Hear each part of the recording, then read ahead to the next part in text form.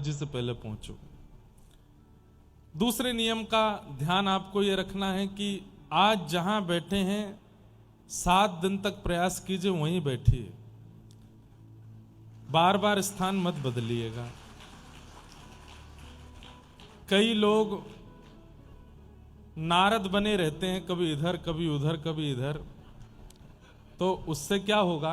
अब हम बहुत वैसे नहीं आध्यात्मिक स्तर की बात करें। व्यास जी आज हम यहाँ कथा सुना रहे हैं, कल हम कहे नहीं व्यासपीठ वहां लगाओ वहां से सुनाएंगे, परसों कहें वहां से सुनाएंगे, उस दिन वहां से सुनाएंगे, कितना मन स्थिर नहीं हो पाएगा।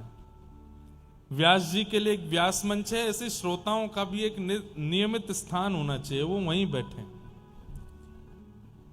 तो आज जहां बैठ गए हो वैसे होगा नहीं, लेकिन हमारा काम बताना है। प्रयास कीजिए रोज वहीं बैठी। क्यों? उससे एक फायदा, हमारी दृष्टि आज कल में पहचान जाएगी कौन कहां बैठा है, कौन कथा में सो रहा है, कौन बात कर रहा है, कौन सुन रहा है, कौन केवल सिर खुजा रहा है, कौन केवल ये आदि देख रहा है। तो उसमें क्या होता है कि तीसरे दिन की कथा आते आते व्यास जी को यह अनुभव हो जाता है कि सुन कौन रहा है, तो फिर व्यास जी उसी को देख के कथा सुनाते। और व्यास जी जिसको देख के कथा सुनाते हैं फिर उसके चित्त में भक्ति का प्रवाह होना निश्चित है। इसलिए प्रयच्छति गुरु प्रीतो वैकुंठम योग दुर्लभम। हमारी नेत्र ढूंढते हैं श्रोता को। श्रोता कौन है? सेल्फी वाले कौन है पता चल जाता है, फोटो वाले कौन है पता चल जाता है, केवल इन कार्यों के लिए आए हैं पता चल जाता है। लेकिन सुनने कौन आया है? और सुनकर के भी, सुनने में भी कई भेद होते हैं। कई लोगों का सुनने के प्रति भेद होता है कि हमें केवल जानकारी लेनी है कि क्या सुनाने आए हैं। कई लोग इस भाव से सुनते हैं। कई लोग इसलिए सुनते हैं कि 3 घंटा कुछ है नहीं करने को, करें क्या, चलो कथा ही सुने आते हैं। कई लोग इसलिए सुनते हैं कि हमको निमंत्रण पत्र मिला है तो पत्र का सम्मान करेंगे, जाके सुनेंगे। और कई लोग इसलिए सुनते हैं कि उन्हें पता है कि जीवन अंतिम है, हमें ठाकुर जी का अनुभव करना है, और उस अनुभव के लिए कौन सा मार्ग, किस प्रयास, किस क्रिया का जीवन में आना जरूरी है, वो हम सुन के आएंगे, वो इसलिए आते हैं। तो ऐसे जो भगवत प्राप्ति की भावना से कथा में आते हैं ना, उनके मुखमंडल को हमारे नेत्र या किसी भी व्यास के नेत्र पकड़ लेते हैं और फिर वो उन्हीं को कथा सुनाते हैं। इसलिए स्थान एक ही रखिएगा। अच्छा, मान लीजिए कि मेरी दृष्टि तो, चलो मैं तो एक अधम जीव, मुझे बहुत ज्यादा कृपा करने की या कथा सुनाने का इतना अभ्यास ना हो, पर ठाकुर जी भी तो भ्रमण करते हैं पंडाल में। अब ठाकुर जी आज सोच के गए थे कि पहले लाइन में और बिल्कुल जो है रेलिंग के बगल में एक भैया बैठे थे, बहुत बढ़िया कथा सुन रहे थे, कल इन पर कृपा करने जरूर आऊंगा। अब पता चली वो कहीं और चले गए। तो ठाकुर जी पर इतना समय नहीं कि वो ढूंढे। भाई देखो, ठाकुर जी को बांधना नहीं चाहिए। आज मेरे बुलाने से, आपके बुलाने से अलवर आ रहे हैं तो ये कृपा है, लेकिन ये भी तो है कि ठाकुर जी को कोई और भी पुकार रहा है, उनको वहां भी पहुंचना है। तो हमें इस बात का सम्मान करना है कि नाथ आप एक क्षण के लिए अलवर आए, लेकिन हमें पता अगले क्षण आपको कहीं और भी किसी भक्त के पास कृपा करने जाना है। तो हम बहुत आपके लिए कठिनाई ना करेंगे, हम एक ही जगह बैठेंगे ताकि कल, आज आप हमको देख के गए, कल कृपा करने की इच्छा हो तो हम यहीं मिलेंगे आपको। हम स्थान परिवर्तित नहीं करेंगे। आज आपने देखा कि भाई इस पेड़ पर आम है, आज मुझ पे साधन नहीं, कल तोड़ के जाऊंगा, यहां से कल लेके जाऊंगा, अपने ठाकुर जी को भोग लगाऊंगा। अब पेड़ उड़ करके कहीं और चला जाए, कितने आश्चर्य की बात। ठीक वैसे ही स्थान परिवर्तित मत कीजिएगा, बार बार एक स्थान पर ही रहिएगा। जितनी फोटो खींचनी है, बात करनी है, फोन चलाना है, सब आप 2 बजे से पहले करे आया करो। अगले 7 दिनों के लिए आपका एक व्रत है, मोबाइल व्रत। जैसे एकादशी व्रत होता है, सोमवार व्रत होता है और प्रदोष का व्रत होता है, ऐसे ही 7 दिन कथा में आपका ये फोन व्रत होना चाहिए। ये नहीं चलाना है, कानों को खोल के रखना है और जो जो भाव सुने सब चित्त में धारण करने हैं। ठीक है? तो दूसरा नियम, पहला नियम व्यास जी से पहले आना है, दूसरा नियम स्थान नहीं बदलना है, तीसरा नियम कोई आवे कोई जावे, आपका ध्यान नहीं भटकना चाहिए। जैसे हम ध्यान पूर्वक कथा सुना रहे हैं, आप ध्यान पूर्वक सुनो। चौथा नियम, मौन होकर के कथा सुनो। कथा के बीच में बोलिए मत। कथा प्रारंभ होने के बाद व्यास का अधिकार है वो बोले, हम केवल सुने, आप बोलिए मत, अपना मौन रख लीजिए। घर के परिवार के कोई मित्र वित्र भी आ जाए और कहें अरे भैया हम कहां बैठे,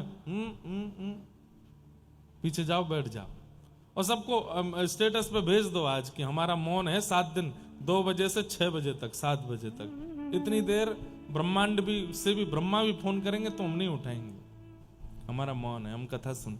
देखो हम ये बातें क्यों बता रहे हैं? अलवर में दोबारा कथा कब होगी हमें भी नहीं पता, आपको भी नहीं पता। ये अवसर मिला है तो ये जाना नहीं चाहिए हाथ से। 7 दिन बाद जब ये कथा विश्राम हो तो आप वो नहीं रहने चाहिए जो आज थे, आपके अंदर परिवर्तन होना चाहिए। आप वो ना हो जो दुनिया आपको जानती है, आप वो हो जाओ कि श्याम सुंदर आपको जाने। आपके अलवर के एक बहुत अच्छे भक्त हुए, क्या नाम था उनका? याकूब हुसैन। क्या नाम था? मुस्लिम थे, लेकिन ठाकुर जी की कृपा हो गई उन पर और यहां से ही उनमें भक्ति का प्रवाह हुआ। प्रसंग आएगा तो कथा सुनाऊंगा उनकी। उनके बहुत सुंदर सुंदर पद भी हैं। और हमारे श्री गिरधर लाल जी का जहां ब्याहुला हुआ सरस निकुंज जयपुर, वहीं के शिष्य थे वो याकूब हुसैन। उनका फिर नाम दीक्षा के बाद में आचार्य चरण ने रखा सनम सखी। क्या नाम रखा? सनम सखी। क्योंकि मुस्लिम थे, उनके कुछ उर्दू अल्फाज थे, तो वो जब लिखते थे तो पद तो उसमें भी ऐसे ही भाव थे, तो आचार्य चरण ने उनका नाम सनम सखी रखा। अलवर के ही थे वे। और भी कई भक्त हैं, सब एक एक करके पिटारे खुलते जाएंगे हमारे, जो जो भक्तों के भाव आते जाएंगे। सब अलवर में बहुत भक्त हुए हैं। हम पहली बार अलवर आए हैं, हमें यहाँ के ज्यादा स्थान का भी बोध नहीं है। जो हमने ग्रंथों में पढ़ा है, जो हमने भक्त चरित्रों में पढ़ा, बस उतना ही हम जानते हैं। उससे ज्यादा हमको पता नहीं कि यहाँ कौन कौन से दर्शनीय स्थान हैं, कौन कौन से देव ठाकुर यहाँ विराजमान हैं। तो प्रयास कीजिएगा, हमको उनके बारे में भी बताइएगा, ताकि हम 7 दिनों में दर्शन कर सकें। हो नहीं सकता कि यहाँ कोई ठाकुर ना हो, निश्चित होंगे, निश्चित दिव्य दिव्य स्थान दर्शन के होंगे, तो जरूर उनका भी दर्शन करेंगे।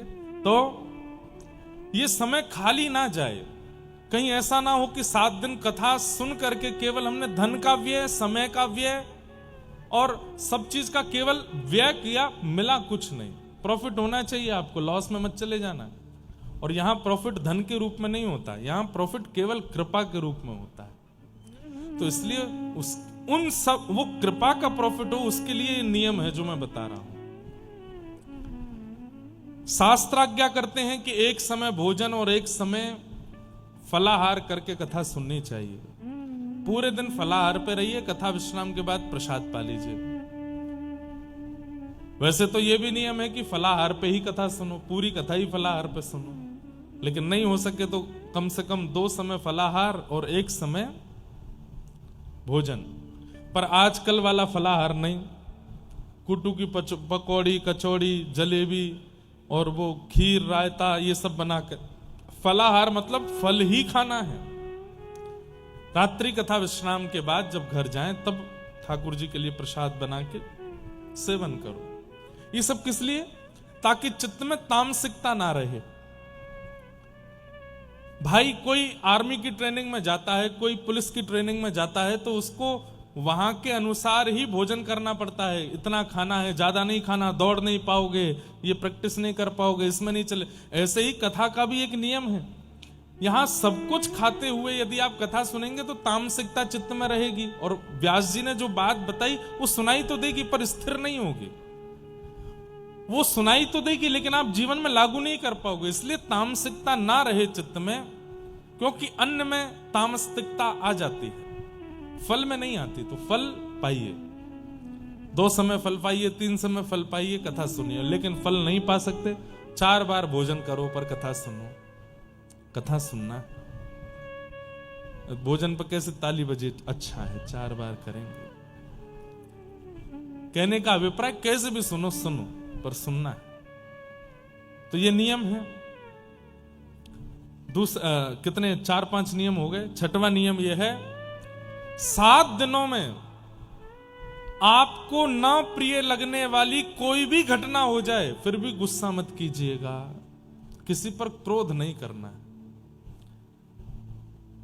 ऐसा भी मत करना कि रुक जा 7 दिन निकल जाने फिर बताऊंगा, ये भी नहीं। क्रोध करना ही नहीं है। इन 7 दिनों में चाहे जो हो जाए क्षमा ही करना है सबको। ठीक है भाई, तू कर ले, क्षमा है। ठीक है, तुमने ऐसा कहा, हम तुमको क्षमा कर, तुमने ये काम बिगाड़ा, हम क्षमा करते हैं। क्षमा। एक बात बताएं बंधुओं, भक्ति जीवन में आएगी तो उसके कुछ लक्षण हैं। उन लक्षणों में सबसे पहला लक्षण है क्षमा। गैर भक्त जो होता है ना, वो क्षमा करना जानता ही नहीं है। वो सबको दंड देना ही जानता है, सबको बुरा बोलना ही जानता है। पर भक्त का स्वरूप कैसा होता है? वो क्षमा करता है। आप कहेंगे महाराज जी कैसी भी परिस्थिति आ जाए, अब परिस्थिति के ऊपर डिपेंड करता है कैसी है, लेकिन वैसे मैं कह दूं कि शरीर कटने तक की परिस्थिति आ जाए तो भी क्षमा कर देना। ये 7 दिनों में आप इस भाव के साथ जब कथा सुनेंगे तो ठाकुर जी भी पूरी परीक्षा लेंगे कि देखूं तो सही क्षमा करेगा कि नहीं। क्षमा, दया, करुणा, इन सब गुणों के साथ में कथा सुनिएगा। ये सब सात्विक गुण हैं। जब सात्विक गुण के साथ हम कथा श्रवण करते हैं तो कथा चित्त में व्यवस्थित अवस्थित होती है। इन नियमों का पालन कीजिएगा। बाकी आप सब लोग सुधी श्रोता हैं। कीर्तन जब भी हो, कथा में भजन जब भी हो तो गाना है, बाकी मौन रहना है। प्यास लगे पानी पहले पी लो, भूख लगे पहले खा लो, बाद में, बीच में कुछ भी नहीं करना है। मेरे सामने करते दिखोगे तो मैं रोकूंगा तो नहीं, पर आपको ध्यान रखना चाहिए कि भाई ये भी तो प्यासे बैठे हैं मंच पे, ये नहीं पी रहे हैं तो हम क्यों पीवें। और अंतिम लक्षण, किसी एक उद्देश्य के साथ कथा सुनिएगा और वो उद्देश्य सांसारी नहीं होना चाहिए। उद्देश्य के साथ, एक लक्ष्य के साथ। और एक बात कहूं, अब अधिकतर मेरी ये बात बोलते ही कई लोगों ने सोच लिया होगा ठीक है श्याम सुंदर के हमको दर्शन हो जाए, हमको यही उद्देश्य है। ये बहुत बाद की बात है। पहले स्वयं से पूछिए योग्य हैं हम? नहीं हैं योग्य। तो सबसे पहला उद्देश्य क्या होना चाहिए कि मेरे अंदर बहुत अवगुण हैं, मेरे अंदर बहुत दोष हैं जिनको मैं चाह के भी नहीं निकल पाया हूं। पहले मैं उन दोषों का निवारण करूं, उन दोषों से निवृत्त हूं, बाद में ठाकुर जी के लिए पहले योग्य तो बन जाऊं।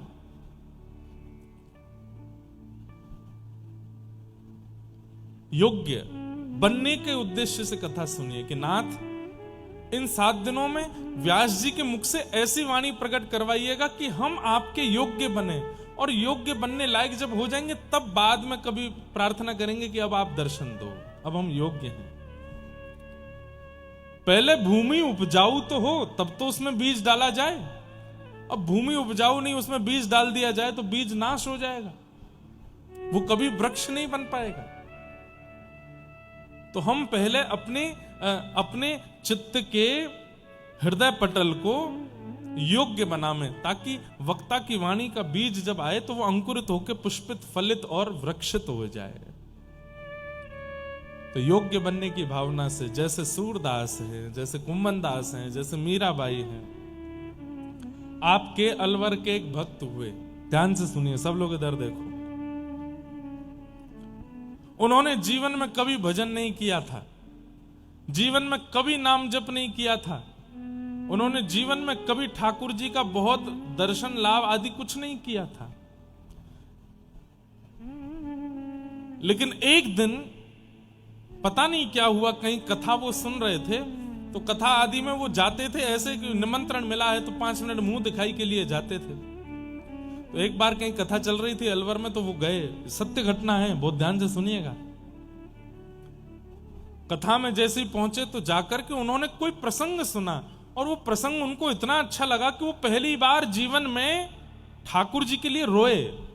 तो उन्होंने व्यास जी से कहा कि मैंने जीवन में कभी भजन नहीं किया, कोई तीर्थ यात्राएं नहीं की, मैंने कभी कोई साधन नहीं किया, पर आज मैं इतना भावुक कैसे हो गया। ये चरित्र जो आपने सुनाया, ये कहाँ का चरित्र है, ये किसने इसकी रचना की है? तब व्यास जी ने बताया ये भक्तमाल जी हैं, और ये भक्तमाल जी की रचना श्री नाभा जी ने की है, उन्हीं की टीका श्री प्रियादास जी ने की, और वो प्रियादास जी आज भी जयपुर में विराजमान है, उन व्यास जी ने बताया। तब वो सेठ जी जयपुर गए और श्री प्रियादास जी से मिले, और प्रियादास जी से कहा वो जो आपने ग्रंथ लिखा है भक्तमाल, वो मुझको दे दीजिए। प्रियादास जी बोले ऐसे कैसे दे दें, हमने इतनी मेहनत करके लिखा है। तो बोले मैं, आप जो सेवा कहेंगे मैं करने को तैयार हूं, एक और ग्रंथ मेरे लिए लिख दीजिए। बोले क्या करोगे, पढ़ोगे? बोले पढ़ना मुझे आता नहीं। बोले फिर क्या करोगे? बोले कुछ नहीं, केवल इतने सारे भक्त जिस ग्रंथ में हैं उस ग्रंथ को हृदय पर लगा करके रखूंगा, बस, और कुछ नहीं। तो प्रियादास जी को इतना अच्छा लगा कि उन्होंने वो ग्रंथ लिखा और लिख करके उन सेठ जी को दे दिया। सेठ जी ने आकर के अलवर में उस ग्रंथ को अपने बच्चों को दिखाया और कहा कि देखो, संपत्ति तुम्हारे नाम कर दूंगा, इतना बंटवारा कर दूंगा, ये सब तुम्हारे नाम सब लिख करके चला जाऊंगा, बस मेरी एक अंतिम इच्छा पूरी कर देना। बोले क्या? जब मेरे प्राण निकलने वाले हों, बाहर कहीं प्राण निकलेंगे तो मुझे पता नहीं, लेकिन अगर स्वाभाविक बिस्तर पर प्राण निकल रहे हों तो बस प्राण निकलते समय ये ग्रंथ मेरे हृदय पर रख देना। बच्चों ने कहा आप ऐसी बात क्यों करते हैं, अभी तो बहुत आयु है आपकी। बोले कि बस मैं बता रहा हूं, ये मेरी अंतिम इच्छा है। जीवन में कोई साधन नहीं, कोई भजन नहीं, कोई कीर्तन नहीं किया। 10-15 वर्ष बाद जब उनका अंतिम समय आया तो सारे बच्चे आकर के घेर लिए। कंठे गुर गुरायते, कंठ से गुर गुर आवाज होती है जब व्यक्ति की मृत्यु होती है, वो बोल नहीं पाता। ये स्वाभाविक मृत्यु जिनकी होती है उनके साथ ऐसा ही होता है, कंठे गुर गुरायते, वो बोल नहीं पाते। और जितना मोह सामान्य जीवन में व्यक्ति के चित्त में रहता है उसका मल्टीप्लाई इनटू 1000 हो जाता है। मोह, बच्चे की याद, बहू की याद, नाती पोतों की याद, प्रॉपर्टी की याद, इसकी याद, सारी यादें आने लगती हैं और आंखों से बस आंसू निकलते हैं कि ये सब मैंने कमाया जीवन भर, अब छोड़ के जाऊंगा मैं।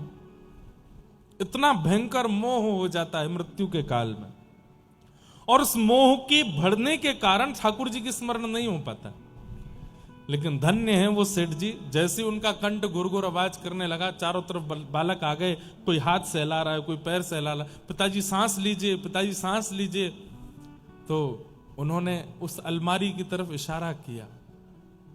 बच्चे समझ नहीं पाए तो वो रोने लगे कि अरे तुम समझ क्यों नहीं रहे हो, वहां वो ग्रंथ है, वो मेरी छाती पर रखो।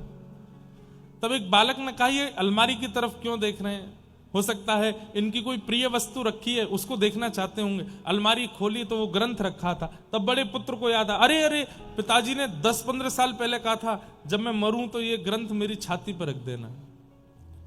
जैसे ही वो ग्रंथ भक्तमाल जी का उन सेठ जी के हृदय पर रखा, हे कृष्ण हे कृष्ण हे कृष्ण कहकर के उनका शब्द प्रकट हो गया, कंठ बिल्कुल आनंदित हो गया। आहा, हाथ मानो जैसे नृत्य की भंगिमा बनाने लगे। पुत्रों ने कहा पिताजी क्या हुआ, आप अभी बोल नहीं पा रहे थे, आपके मुख से भगवान नाम कैसे निकलने लगा? उनके नेत्र सजल हो गए, बस हाथ जोड़ के चारों ओर देख रहे हैं। बोले पिताजी कौन दिख रहा है?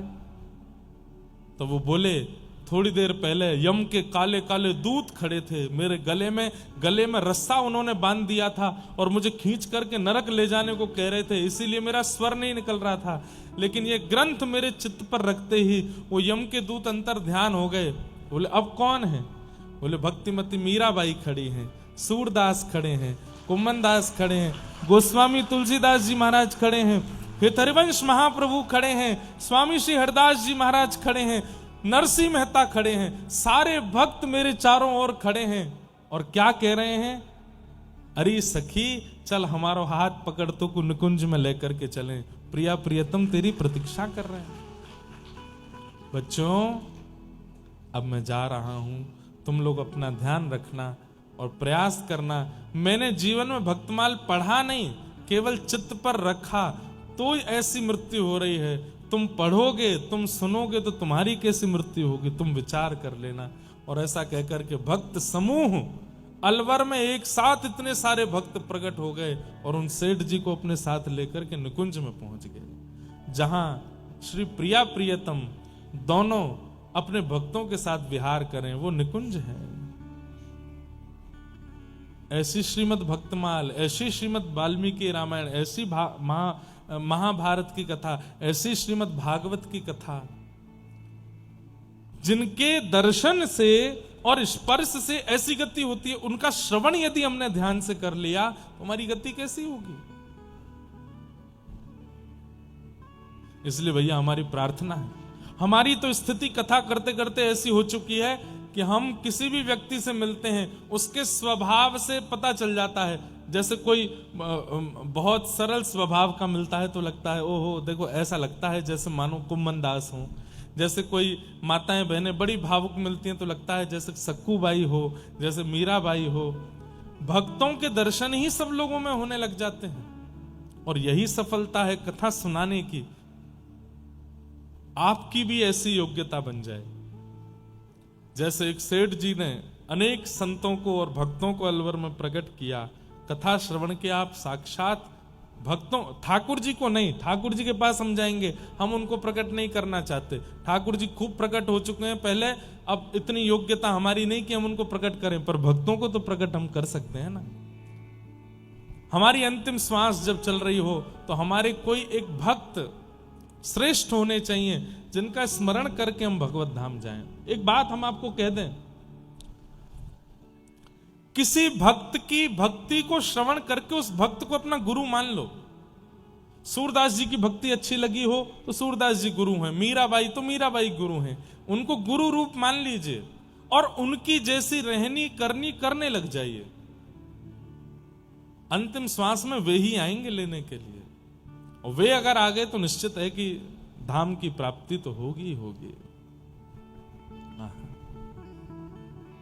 इतना तो कहना स्वामी, जब प्राण तन से निकले, गोविंद नाम लेकर जब प्राण तन से निकले, पीतांबरी कसी हो, मुखड़े पे एक हंसी हो, छवि मन में ये बसी हो, जब प्राण तन से निकले, इतना तो कहना स्वामी, जब प्राण तन से निकले। हे नाथ, एक बात बताएं आपको,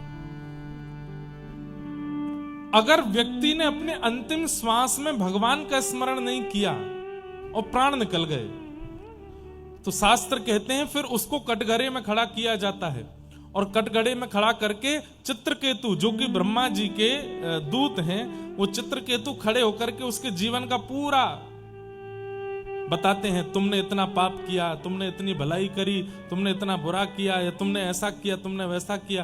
फिर उसके बाद मेजरमेंट किया जाता है। पाप ज्यादा होता है तो नरक भेज दिया जाता है, पुण्य ज्यादा होते हैं तो स्वर्ग भेज दिया जाता है। दोनों बराबर होते हैं तो फिर 50 दिन नरक में, 50 दिन स्वर्ग में। उसके बाद क्या? उसके बाद चित्रकेतु अब दोबारा जाओ पृथ्वी पे, फिर से कर्म करो, अच्छे कर्म करोगे, बढ़िया भजन आदि करोगे तो फिर से तुमको वैकुंठ मिलेगा, और केवल पुण्य कमा करके पाप करके आओगे तो फिर से यहां आकर के स्वर्ग नरक में विभाजन होगा। बहुत ध्यान से सुनिएगा। लेकिन अगर कोई व्यक्ति अपने अंतिम श्वास में भगवान का स्मरण नहीं कर पाया पर जीवन भर बहुत किया, उसका क्या होगा? खूब वृंदावन गया, खूब गोवर्धन की परिक्रमा की, खूब बरसाना गया, खूब नंदगांव गया, खूब सब जगह संतों के दर्शन किए, पर पता नहीं किसी कारणवश अंतिम श्वास में यदि ठाकुर जी का स्मरण नहीं कर पाया तो क्या होगा? तब बराह पुराण में भगवान बताते हैं, जिसने जीवन भर मेरा स्मरण किया, तिलक धारण किया, गुरुओं को प्रणाम किया, संत जनों के कथाएं सुनी, गिरिराज, नंदगांव, बरसाना, गोवर्धन, वृंदावन, बद्रीनाथ, केदारनाथ, गंगोत्री, यमुनोत्री, जगन्नाथ, द्वारिका, सब तीर्थों के दर्शन किए, यदि वो अंतिम समय में मेरा स्मरण नहीं कर पाता तो मैं उसका स्मरण कर लेता हूं, मैं उसको याद कर लेता हूं। इसलिए हमारे आचार्यों ने कहा इतना नाम जप करो, इतना नाम जप करो कि अंतिम श्वास में नाम ही मुख से निकले, और नहीं निकल पाए तो जीवन भर इतना नाम जप कर लो कि अंतिम श्वास में ठाकुर जी तुमको याद कर ले, ठाकुर जी हमको याद कर ले। मीराबाई को ठाकुर जी ने याद किया अंतिम श्वास में, नरसिंह मेहता को ठाकुर जी ने याद किया। और एक बात और बता दूं, सांकेतिक बात, छुपी हुई बात है, जब ठाकुर जी याद करते हैं ना तो व्यक्ति की मृत्यु शुभ दिनों में होती है, या तो एकादशी को होगी, या फिर शिव उपासक है तो सोमवार को होगी, ठाकुर जी का उपासक है तो बृहस्पतिवार को होगी।